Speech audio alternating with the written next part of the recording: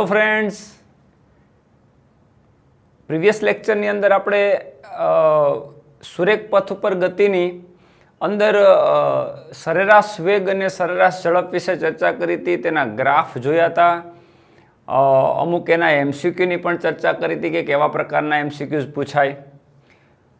દોસ્તો, આજે તમને એક નવા ટોપિક ઉપર તો લઈ જવાનો છું જ, એક ખાસ પ્રકારની ઝડપ તો શીખવાડવાનો છું જ, પણ પ્રીવિયસ લેક્ચરમાં જે ગ્રાફની ચર્ચા કરી હતી એને રિલેટેડ થોડી ઘણી ડિસ્કસ કરશું અને ત્યારબાદ આપણે નવા ટોપિકની અંદર એન્ટર થશું।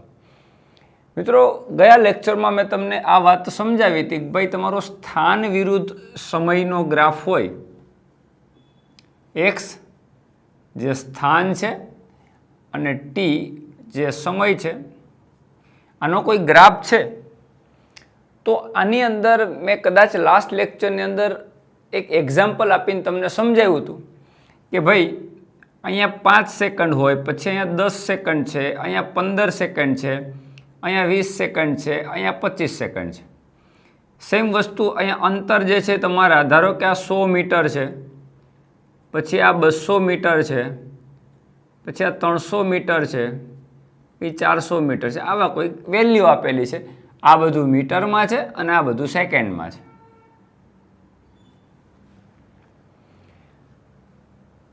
તો જ્યારે નિયમિત ગતિ થતી હોય ત્યારે એનો ગ્રાફ સુરેખા મળે। સુરેખાનો ઢાળ એ જ નિયમિત ઝડપ કે સરેરાશ ઝડપ છે, કારણ કે નિયમિત ઝડપની અંદર એક જ દિશામાં જ્યારે ગતિ થતી હોય, એક જ દિશામાં નિયમિત ઝડપે કોઈ વસ્તુ ગતિ કરતી હોય, કોઈ ઓબ્જેક્ટ ગતિ કરતો હોય, તો મિત્રો એ જ એના માટે સરેરાશ ઝડપ થશે, એ જ એના માટે સરેરાશ વેગ થશે। કારણ કે બંને વેલ્યુ નિયમિત ઝડપ મીન્સ એક જ ઝડપ મળશે, એ જ એનો વેગ થયો। પણ જ્યારે ગાડીની સ્પીડ વધઘટ થતી હોય ત્યારે વેગ અને ઝડપ બે વસ્તુ જુદી થઈ જાય, ડિરેક્શન ચેન્જ થતી હોય ત્યારે વેગ અને ઝડપ બંને જુદા થઈ જાય। કારણ કે ડિરેક્શન ચેન્જ કરશે કોઈ પણ વાહન ત્યારે એનું સ્થાનાંતર બદલી જશે, સ્થાનાંતર બદલી ગયું એટલે વેગ બદલાઈ ગયો, મીન્સ કે તમારો વેગ જે છે એ અલગ આવશે અને ઝડપ અલગ આવશે। કારણ કે બેના ઇક્વેશન જ આખા જુદા છે।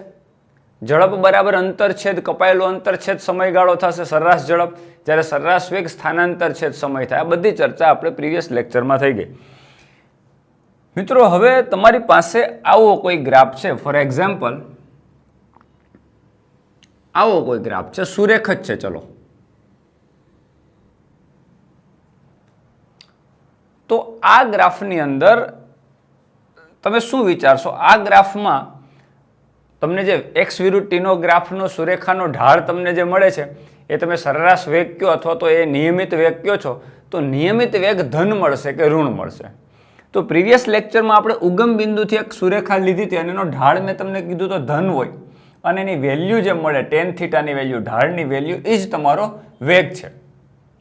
મિત્રો, આમાં વેગ કેવી રીતે થશે આપણે સમજવાનો ટ્રાય કરીએ કે આ તમારા 0-0 યામ છે, 0 થી 5 સેકન્ડ। તો શરૂઆતની પહેલી 5 સેકન્ડમાં પદાર્થનું સ્થાન બતાવીએ કે ભાઈ 5 સેકન્ડે પદાર્થ 0 સેકન્ડે ક્યાં, તો 400 મીટરે। તમે જો શરૂઆતમાં t = 0 સમયે ઓલરેડીનું સ્થાન 400 મીટરે છે, ઉગમ બિંદુ ઉપર નથી, પ્રારંભિક સ્થાન જ એનું 400 મીટર છે।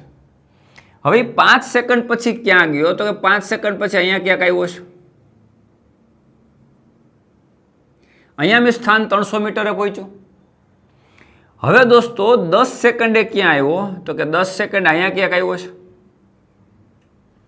એટલે કે 200 મીટર આવ્યો છે। હવે તમે આનો ઢાળ લેવા જાશો તો ઢાળ તો આવો જ થશે ને, ટેન થીટા। દાખલા તરીકે આ બંને પોઈન્ટ છે, આ બંને પોઈન્ટને તમે જોડી દો અને થીટા કેલ્ક્યુલેટ કરશો તો ટેન થીટા = સામેની બાજુ। મિત્રો, આ સામેની બાજુ છે, આ તમારો ડેલ્ટા એક્સ છે અને પાસેની બાજુ તમારો ડેલ્ટા ટી છે, એટલે delta X by delta T, આને તો આપણે સરેરાશ વેગ કહીએ છીએ। તો ડેલ્ટા એક્સ એટલે આટલું એટલે કેટલું, તો કે 300 માંથી 200 માઇનસ કરો એટલે કેટલું થાય, 100। તો આ થઈ ગયું તમારું 100 મીટર છેદમાં સમયગાળો કેટલો છે, તો કે આ તમારું 10 છે, એમાંથી 5 માઇનસ કરો તો 10 - 5 એટલે 5 સેકન્ડ થશે। મિત્રો, તો જવાબ કેટલો આવ્યો તમારો? 20। 100/5 એટલે 20, તો tan theta is equal two 20. તો સરેરાશ વેગ એટલે શું? તો કે સુરેખાનો ઢાળ delta X by delta T 20 metre per second આવ્યો. મિત્રો ગમે ત્યારે તમે કેલ્ક્યુલેટ કરશો તો tan થીટા બરાબર સામેની બાજુ અને પાછળની બાજુનો ગુણોત્તર લેશો તો જવાબ તો પોઝિટિવ જ આવીને ઊભો રહેવાનો છે.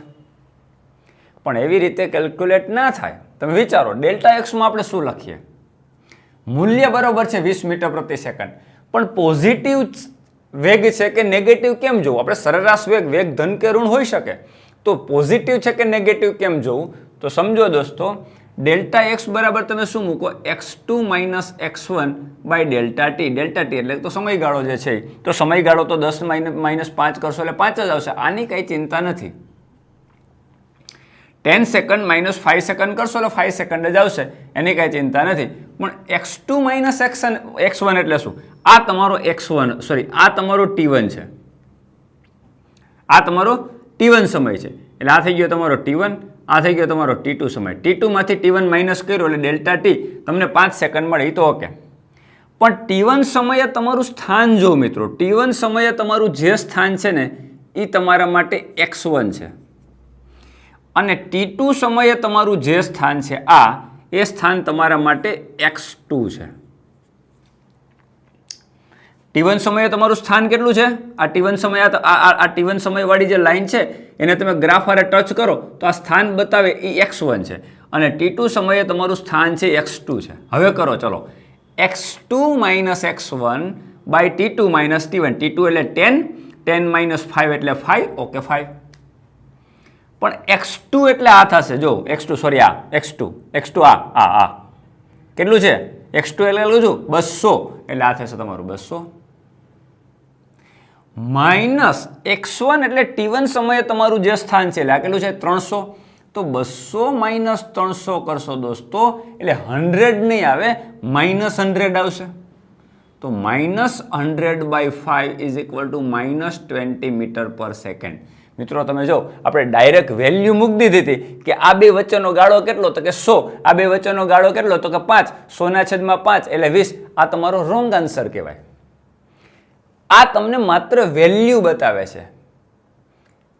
ઋણ કે ધન ક્યારે થાય એ તમારે જોવું હોય તો તમારે ચોક્કસ આ રીતે x2 minus x1 by t2 minus t1 કરો તો તમને ખબર પડે. હવે આપણને શું આઈડિયા આવ્યો? તમે વિચારો જઈએ, આપણને શું આઈડિયા આવ્યો કે જો તમારી સુરેખા આ રીતે હશે, આમ કંઈક, તો આ ઢાળ તમને ધન મળશે, અને જો સુરેખા એના કરતા ઊંધી હશે, આમ હશે, એક્ષક સાથે જે આ ખૂણો બનાવે ને થીટા, એ તમારો લઘુકોણ છે. તમે જો એક્ષક સાથે જે ખૂણો બનાવે ને એ લઘુકોણ કહેવાય, 90 કરતા નાનો. પણ હવે હું આમ કરી દઉં તો આ મારી એક્ષક છે, એની વચ્ચેનો જે આ ખૂણો બને તમે જો એ ગુરુકોણ છે, 90 કરતા મોટો છે, એટલે થીટા ગ્રેટર ધેન 90 છે, અહીંયા થીટા લેસ ધેન 90 છે. એટલે કહેવાનો મતલબ આ રીતની સુરેખા મળે પછી ઢાળ વધારે હશે તો સુરેખા આમ હશે, ઢાળ એના કરતા વધારે હશે સુરેખા આમ હશે. ઢાળ સાવ નહીં હોય તો એક્સ અક્ષને સમાંતર પદાર્થ સ્થિર હોય, એ મેં તમને સમજાવ્યું હતું. પણ જ્યારે ઢાળ આ રીતનો છે એટલે એક્સ અક્ષ સાથે આને લંબાવવા, તો આ એક્સ અક્ષ છે તમારે, એની સાથેનો જે ખૂણો છે ને એ તમે જો ગુરુકોણ છે, થીટા ગ્રેટર ધેન 90 થાય. આવા કેસમાં તમારો ઢાળ કેવો હોય? ઋણ હોય, અને ઢાળ ઋણ હોય તો વેગ પણ કેવો થાય? ઋણ થાય. સુરેખાને એક જ ઢાળ હોય છે એટલે ઢાળ વેગનું મૂલ્ય તો એક જ મળશે, કેટલું? 20 મીટર પર સેકન્ડ. પણ મિત્રો પોઝિટિવ મળે કે નેગેટિવ એ સમજવા માટે તમારે આ રીતે ગ્રાફ વ્યવસ્થિત ડ્રો કરી અને આ રીતે t1 સમય સ્થાન x1, t2 સમય સ્થાન x2, x2 માઇનસ x1 અંતિમ સ્થાન માઇનસ પ્રારંભિક કરો એટલે 200 માઇનસ 300 માઇનસ આવે કે પ્લસ આવે ખબર પડે. આ જ કેસમાં દાખલા તરીકે હવે આ જ ગ્રાફને આપણે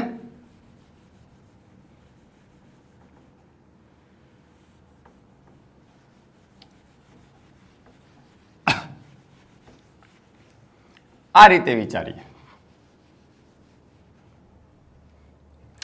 અહીંથી સ્ટાર્ટ કરે, પદાર્થ પોતાની ગતિની શરૂઆત નથી, આ સુરેખા જ છે ચલો, પણ ગતિની શરૂઆત જ 200 થી કરે, 0 થી નથી કરતો. ગ્રાફ આ રીતે છે, તો હવે વિચારો છે કે ભાઈ ધારો કે એનું સ્થાન 10 સેકન્ડે કેટલું છે, અહીંયા લગભગ 300 ની આસપાસ, એક્ઝેક્ટ 300 કરી દઈએ આપણે, અને 15 સેકન્ડ એનું સ્થાન કેટલું છે, તો કે 400 ની આસપાસ, રાઈટ. મિત્રો આપણે એક સમયગાળો લીધો, ધારો કે આ તમારો શરૂઆતનો, દાખલા તરીકે તમને આ બધું અહીંથી જવા દઈએ, જૂની વાત હતી અને જવા દઈએ. ઓકે, મેં એક સમય વિચાર્યો કે T1 સમયે પદાર્થનું સ્થાન આ છે, એટલે આને હું કહી દઉં x1. T2 સમયે પદાર્થનું સ્થાન આ કંઈક છે, એટલે આને હું કહી દઉં x2. મિત્રો હવે આ બે પોઈન્ટને હું જોઈન કરી દઉં કાટખૂણે, આ મારા માટે થીટા થઈ ગયો. તો tan થીટા બરાબર સામેની બાજુ એટલે 400 - 300 એટલે 100, અને પાસેની બાજુ એટલે 15 - 10 એટલે કે 5, 100/15 એટલે 20 મીટર પર સેકન્ડ. તો ઢાળ 20 મીટર પર સેકન્ડ આવ્યો, ઓકે.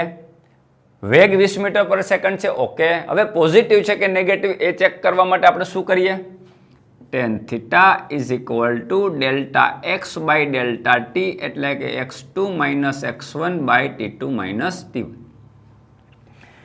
મિત્રો t2 તમારો 15 છે અને આ તમારો 10 છે, 15 - 10 એટલે 5, એટલે આ તો છેદમાં તો 5, ધેટ્સ ઇટ, ઓકે. એમાં તો કંઈ છે નહીં.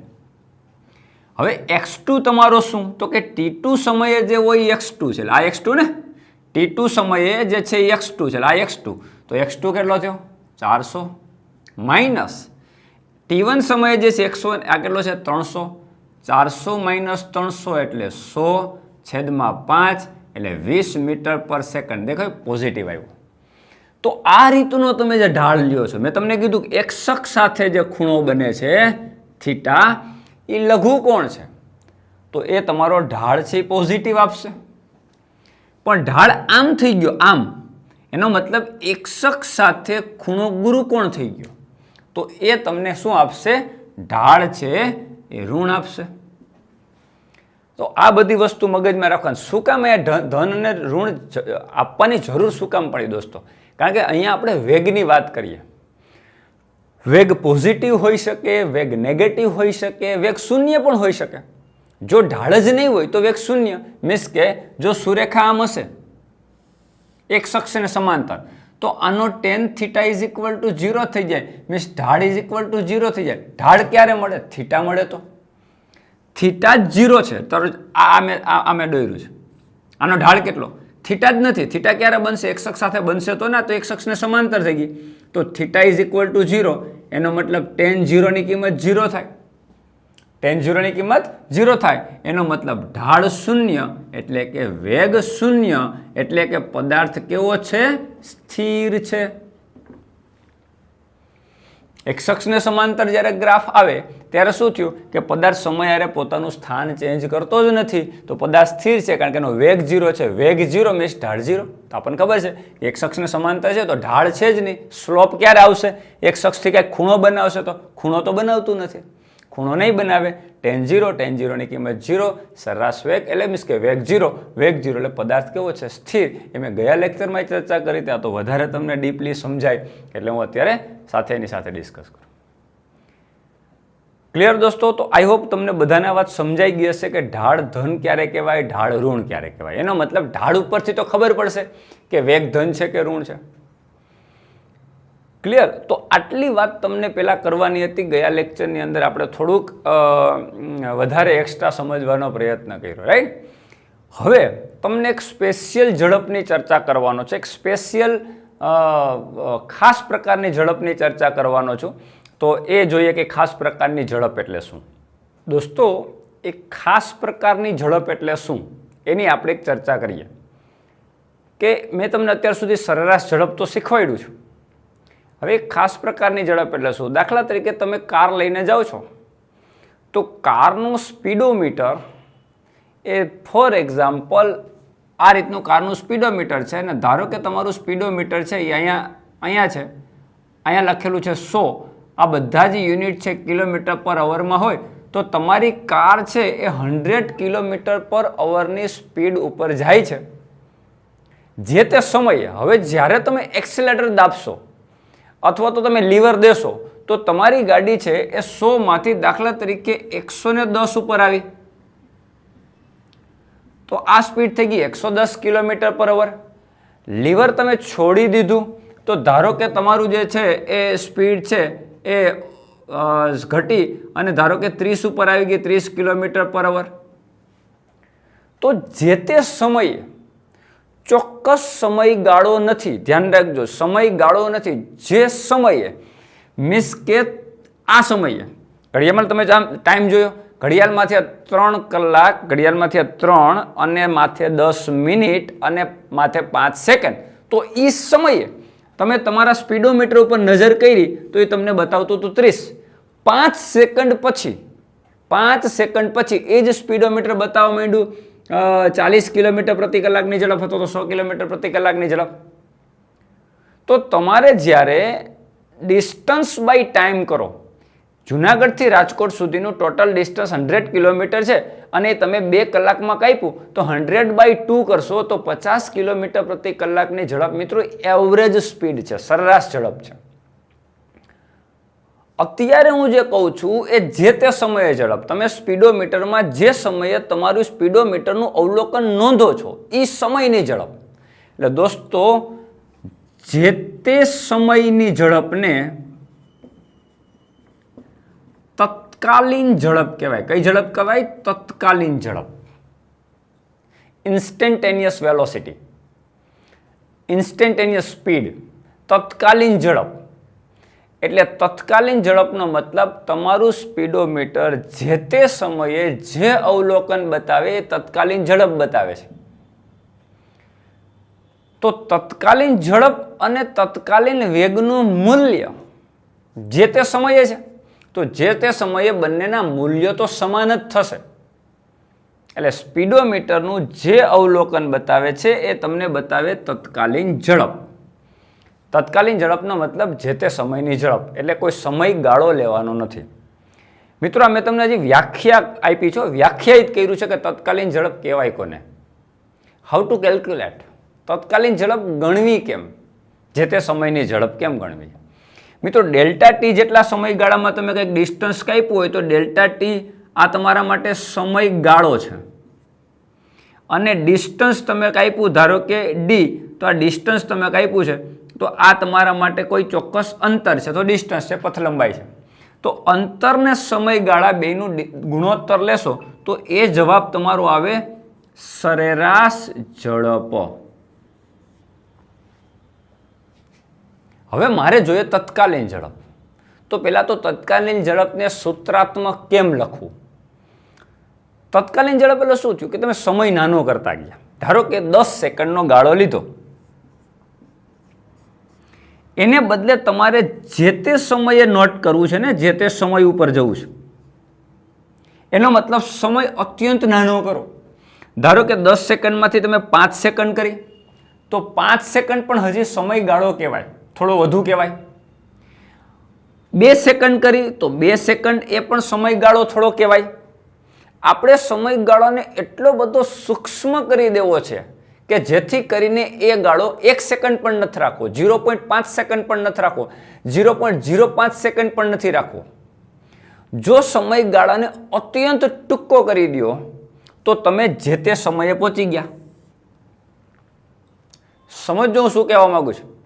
ટેક્સ્ટબુકની લેંગ્વેજ કદાચ તમને ટફ લાગે એટલે શાંતિથી સમજજો. સમયગાળો એટલે 1 સેકન્ડ, 2 સેકન્ડ, 5 સેકન્ડનો ગાળો એવો હોઈ શકે, રાઈટ. પણ જ્યારે સમય જે તે સમયની ચર્ચા કરે સમયગાળો અત્યંત નાનો કરવો, 0.01 સેકન્ડની એના કરતાં પણ નાનો, 0.001 એના કરતાં પણ નાનો, પણ સમયને નાનો ગણીને કેટલો મર્યાદામાં રાખવો કે આને નાનો કહેવાય સમય. એટલે મિત્રો એક કલનશાસ્ત્રની રીતે એનો ઉકેલ આવે. મેં તમને બેઝિક મેથ્સમાં વિકલન અને સંકલન શીખવાડેલું, યાદ કરો. બેઝિક મેથેમેટિક્સનો વિકલન અને સંકલનના સ્પેશિયલ લેક્ચર લીધા હતા. મિત્રો સમયને અત્યંત નાનો દર્શાવવાની મેથડ એટલે એને એક લક્ષ કહેવાય. ગણિતમાં શું કહેવાય? લક્ષ, લિમિટ કહેવાય. મિત્રો એને કેમ દર્શાવાય? દાખલા તરીકે તમે સરેરાશ ઝડપ કેમ બતાવશો તો કે v bar is equal to delta X by delta T. જો સમય અત્યંત નાનો હોય તો શું કરાય? અત્યંત સમય નાનો હોય તો એને લક્ષ તરીકે લઈ શકાય. ગણિતની ભાષામાં લક્ષ કહેવાય. એને લખાય કેમ? જો સમય અત્યંત નાનો હોય તો આને લખાય v is equal to delta X by delta T. પછી આમ લખવાનું limit delta T tends to 0 not equal to 0. દોસ્તો delta T is equal to 0 કરી દેશો નાનો કહેવાય, પણ સમય જ નથી. સમય કાંઈક તો લેવો પડશે. ડેલ્ટા ટી બરાબર તમે 1 સેકન્ડ લ્યો તો એ મોટો સમયગાળો કહેવાય. 0.5 લ્યો તો એ મોટો કહેવાય. જે તે સમયે તમારે જવું છે એનો મતલબ સમયને અત્યંત નાનો લેવાનો. Limit LIM limit delta T tends to 0 એટલે એરો મારીને 0 કરવાનો મતલબ ડેલ્ટા ટી કેવો છે? અત્યંત નાનો છે. પછી લખવાનું delta X by delta T. મિત્રો આ તમે જે બતાવો છો ને આને જ તો લક્ષ કહેવાય. જ્યારે ખાલી delta X by delta T બતાવો ત્યારે ડેલ્ટા ટી સમયગાળો કોઈ પણ હોઈ શકે. 10 second, 25 second, 50 second, 20 second, 5 second, ગમે તે હોઈ શકે. પણ મિત્રો જ્યારે તમે ડેલ્ટા એક્સ બાય ડેલ્ટા ટીની આગળ આવું કંઈક લગાવી દો, limit delta T tends to 0, આ લક્ષ લગાવી દીધું કહેવાય. તમે ગણિતની ભાષામાં જ્યારે લક્ષ લગાવો ત્યારે શરત આધીન સૂત્ર થઈ ગયું. કઈ શરત? તો કે સમય અત્યંત નાનો છે. કેટલો નાનો? એટલો બધો નાનો કે તમે જે તે સમયે પહોંચી ગયા. જે તે સમયે પહોંચી ગયા. અને જે તે સમયની ઝડપ એટલે કઈ ઝડપ દોસ્તો? તત્કાલીન ઝડપ. અને હજી ટૂંકું લખવું હોય મિત્રો, હજી ટૂંકું લખવું હોય, તત્કાલીન ઝડપને હજી ટૂંકું લખવું હોય તો આને એકદમ શોર્ટ બતાવવાની method dx by dt. Delta limit delta T tends to 0 બધું જ કાઢી અને dx બાય ડીટી લખો તો આને આમ પણ લખાય limit delta T tends to 0 delta X by delta T. મિત્રો આમ લખો કે dx બાય ડીટી લખો, બે સરખું કહેવાય. અને આને શું કહેવાય? એક્સનું ટીની સાપેક્ષમાં વિકલિત. યાદ કરો વિકલન.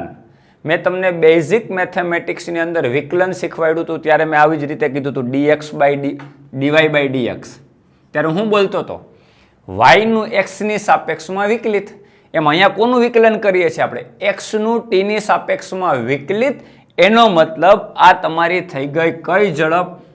તત્કાલીન ઝડપ. કેવી ઝડપ? તત્કાલીન ઝડપ. દોસ્તો આ બધી વસ્તુ તમારા માટે નવી હોઈ શકે. તમે ઝડપ 9th સ્ટાન્ડર્ડમાં ભણી ગયા છો, પણ તત્કાલીન ઝડપ કદાચ તમારા 9th સ્ટાન્ડર્ડમાં ના આવ્યું હોય, કારણ કે એમાં સ્પેશિયલ કલનશાસ્ત્રનો ઉપયોગ થાય, એની અંદર વિકલન અને સંકલનનો ઉપયોગ થાય, એટલે કદાચ તમારા સિલેબસની મર્યાદાની બહાર છે, એટલે તમને એ સમજાવવામાં નથી આવ્યું. જે તે સમયની ઝડપ શોધવા માટે એક્સ એ સમયનું વિધેય છે, એટલે સ્થાન સમયારે બદલાય છે. આ જો શું કહેવા માંગે?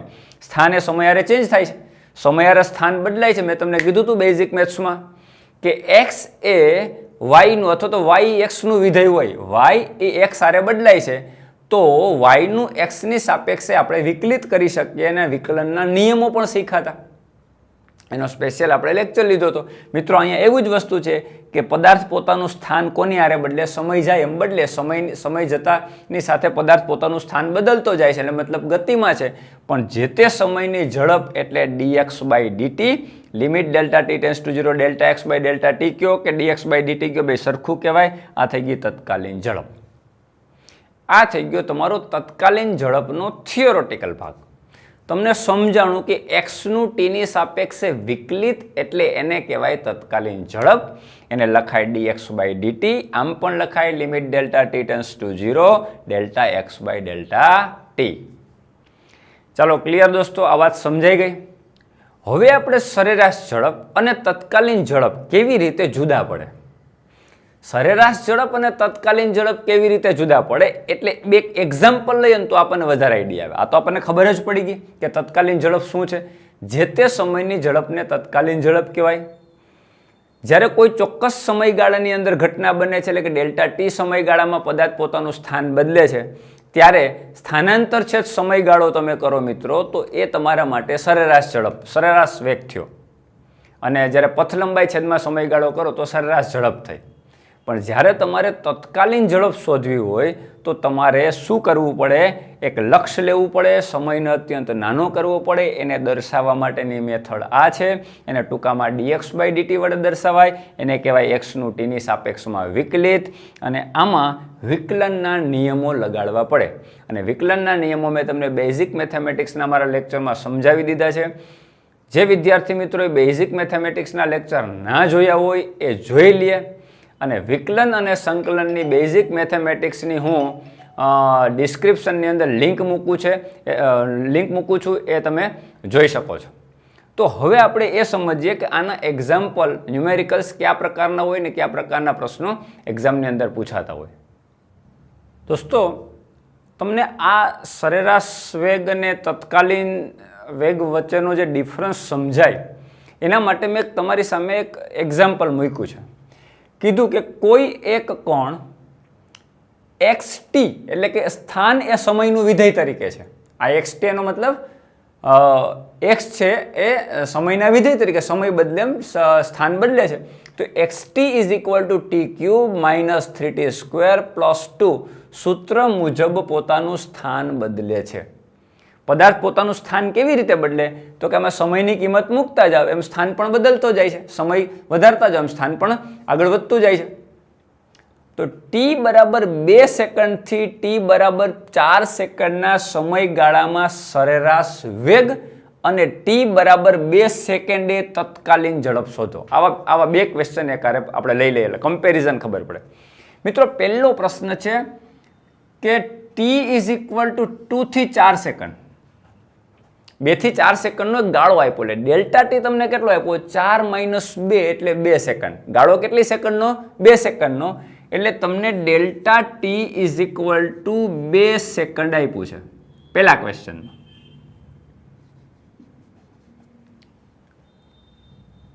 અને તમારું જે સ્થાનાંતર થાય છે એ આ સ્થાન સૂત્ર કહેવાય. આ સ્થાનાંતર આ રીતે થાય છે. તો પહેલા તમારે શું કરવું પડે કે t = 2 સેકન્ડે પદાર્થ ક્યાં હતો એ તો ચેક કરવું પડે. એટલે તમારા સ્થાન સૂત્રમાં શું કરવું પડે? t = 2 સેકન્ડ મૂકી દો. ચલો, xt આ સૂત્રમાં હું t = પહેલા 2 સેકન્ડ મૂકું તો શું થશે? 2³ - 3 t² એટલે 2² + 2. મિત્રો, આ મારા માટે પ્રારંભિક સ્થાન એટલે હું એને કહી દઉં x1. પ્રારંભિક સ્થાન એટલે t1 સમયે. t1 સમયે 2 સેકન્ડે મારું સ્થાન ક્યાં છે એ પહેલાં ચેક કરવું પડે. આપણે ગમે ત્યારે તો સંદર્ભ બિંદુ 0 નહીં લઈ શકીએ. આપણી ગતિની શરૂઆત 0 ઉપરથી કરીએ એવું તો જરૂરી નથી. તો આપણે 2 સેકન્ડે પહેલાં ક્યાં હતા એ જોઈ લઈએ. તો હું 2 સેકન્ડે ક્યાં છું? તો કે x1 = 2³ - 3 2² + 2. બધી જગ્યાએ t = 2 મૂકી દીધું.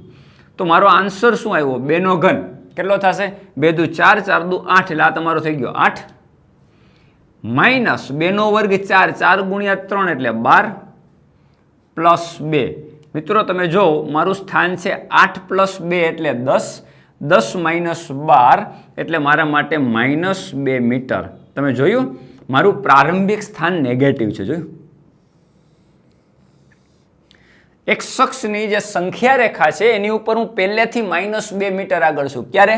2 સેકન્ડે. હવે હું 4 સેકન્ડે ચેક કરું તો મારા માટે x2t = શું? x2t અહીંયા મારે 2³ કરવાનો છે, પણ હવે મારે 4³ કરવાનો છે. તો આ મારા માટે 4³ થશે, -3 4² થશે અને +2 થશે. હવે t = હું 4 મૂકીશ તો મને 4 સેકન્ડે મારું સ્થાન શું છે એ ખબર પડશે. તો મારું સ્થાન 4 સેકન્ડે x2t = શું છે? 4³ ચોકે 16, 16 ચોકો 64 એટલે આ મારા માટે 64 64 - 4² એટલે 16, 16 × 3 એટલે 16 દુ 32, 16 48 + 2. તો મિત્રો 64 + 2 એટલે કે 66, 66 - 48 એટલે આ થઈ ગયું તમારું 50 અને 60, 66 16 18 એટલે આ થઈ ગયું તમારું x2t x2 કેટલી સેકન્ડે 4 સેકન્ડે x2 4 અહીંયા તમારું x1 કેટલા સેકન્ડે હતું 2 સેકન્ડે તો x1 2 સેકન્ડે -2 મીટર જ્યારે x2 4 સેકન્ડે તમને કેટલું મળ્યું 64 + 2 66 અને 66 માંથી 48 આપણે માઇનસ કરવાનું 66 માંથી 48 તમે બાદ કરશો 48 2 50 50 અને 60 અને 16 એટલે 18 એટલે 18 થશે તો આ થઈ ગયું તમારું 18 મીટર ડિસ્ટન્સ તો પહેલા તમે 2 સેકન્ડે ક્યાં હતા તો કે -2 મીટરે 4 સેકન્ડે તમે ક્યાં પહોંચ્યા તો 18 મીટર અંતરે હવે તમારે સ્થાનાંતર લેવાનું તો સરેરાશ વેગ is equal to delta X by delta T એટલે x2 - x1 by delta T તો રેડી જ છે આપણી પાસે 2 સેકન્ડ x2 કેટલો અંતિમ સ્થાન કેટલું 18 માઇનસ પ્રારંભિક સ્થાન કેટલું -2 એટલે આ થઈ ગયું -2 બાય 2 સેકન્ડ તો ફાઇનલી શું માઇનસ માઇનસ પ્લસ 18 + 2 એટલે 20 20 ના છેદમાં 2 એટલે ફાઇનલી કેટલું આવ્યું 10 મીટર પર સેકન્ડ આ મારા માટે v12 મિસ સરેરાશ વેગ કેટલા સમયગાળામાં દોસ્તો 2 થી 4 સેકન્ડના સમયગાળામાં મેં આ સરેરાશ વેગ મેળવ્યો સમજો આ સરેરાશ વેગ છે અને સરેરાશ વેગ મને પોઝિટિવ 10 મીટર પર સેકન્ડ મળ્યો આપણો પહેલો આન્સર કમ્પ્લીટ 2 થી 4 સેકન્ડમાં સરેરાશ વેગ કેટલો થાય ક્લિયર હવે મારે જોઈએ તત્કાલીન ઝડપ શું જોઈએ બીજો પ્રશ્ન કયો અને t બરાબર 2 સેકન્ડ જોયું કે ગાળો નથી આપ્યો જે તે સમયની ઝડપ એટલે તત્કાલીન ઝડપ એટલે સમય આપ્યો જો t બરાબર 2 સેકન્ડે તત્કાલીન ઝડપ કેટલું તો હવે શું કરીશ મિત્રો પહેલા હું અહીં સૂત્ર લખી નાખું આપણું સૂત્ર શું છે xt is equal two t³ -3t² + 2 તત્કાલીન ઝડપ કોને કહેવાય દોસ્તો dx/dt ને તો હું તત્કાલીન ઝડપ v બરાબર લખીશ dx/t/dt આ t તો જે કૌંસમાં t લખું ને મિત્રો એ તો સમય આધારિત સૂત્ર છે લખવા માટે એનો કોઈ આમ મિનિંગ નથી પણ તમને સમજાય કે t છે સ્થાન છે સમયથી સ્વતંત્ર નથી સમય ઉપર આધારિત છે એટલે dx/dt આ તમારી તત્કાલીન ઝડપ થઈ ગઈ આ થઈ ગઈ તત્કાલીન ઝડપ મિત્રો કેમ મળશે dx/dt મીન્સ આનું વિકલન યાદ કરો દોસ્તો બેઝિક મેથેમેટિક્સનો લેક્ચર વિકલન ઘાતનો નિયમ t નો ઘન આપણે t ની સાપેક્ષમાં જ કરીએ છીએ એટલે ચેઇન રૂલ કેવું કંઈ લગાવવાનું નથી સીધો t નો ઘન તો ઘાતનો નિયમ ઘાત આગળ 3t²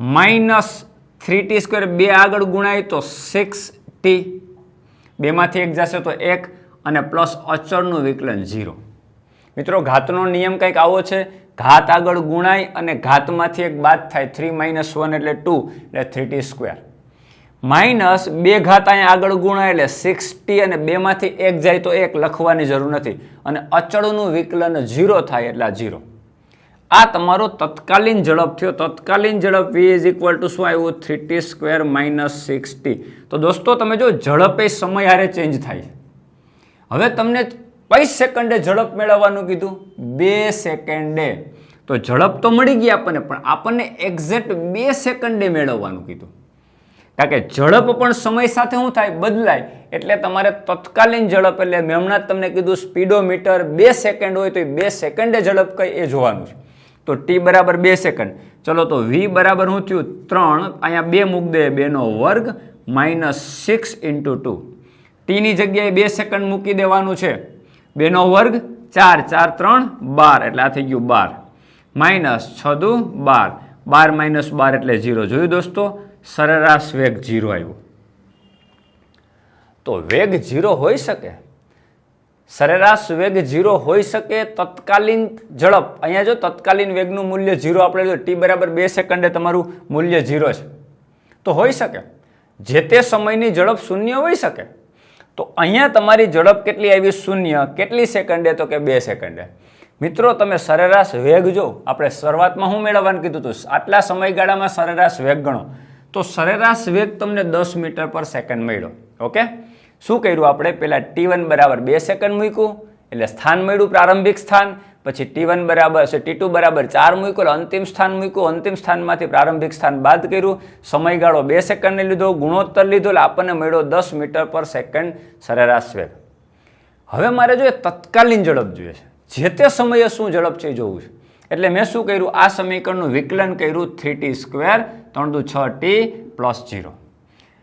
હવે અહીંયા મને 2 સેકન્ડે માંગ્યું છે તો અહીં 2 નો વર્ગ કરવું એટલે 4 અને 4 ગુણ્યા 3 એટલે 12. અહીંયા હું 2 મૂકીશ તો 6 દુ 12 એટલે થઈ જશે 12, 12 - 12 એટલે 0. તો તત્કાલીન ઝડપ 0. હા, તો સ્પીડોમીટરનું અવલોકન 0 હોઈ શકે, શું કામ ના હોય? એટલે જે તે સમયની ઝડપ એ તમને શું બતાવે? તત્કાલીન ઝડપ. તો તત્કાલીન ઝડપ મને 2 સેકન્ડે કેટલી મળી? 0. તો આ ડિફરન્સ છે આ સ્પેશિયલ ઝડપમાં, તત્કાલીન ઝડપમાં અને સરેરાશ ઝડપમાં. ક્લિયર દોસ્તો? તો આઈ હોપ આજનો લેક્ચર બધાને કમ્પ્લીટ સમજાઈ ગયો હશે. તત્કાલીન ઝડપની વાત પણ તમને સમજાઈ ગઈ હશે. ટેક્સ્ટ બુકમાં વાંચો ને કોઈ એવા વિધાનો હોય તો જરાય કન્ફ્યુઝ નથી થવાનું, લેક્ચરમાં કોન્સન્ટ્રેટ કરવાનું છે. એક્ઝામની અંદર નીટ અને જીમેઇનમાં આ પ્રકારના ક્વેશ્ચન પૂછાવાના છે ને એને જ આપણે સોલ્વ કરવાના છે, રાઈટ? તો આજના લેક્ચરમાં અહીંયા સુધી રાખશું.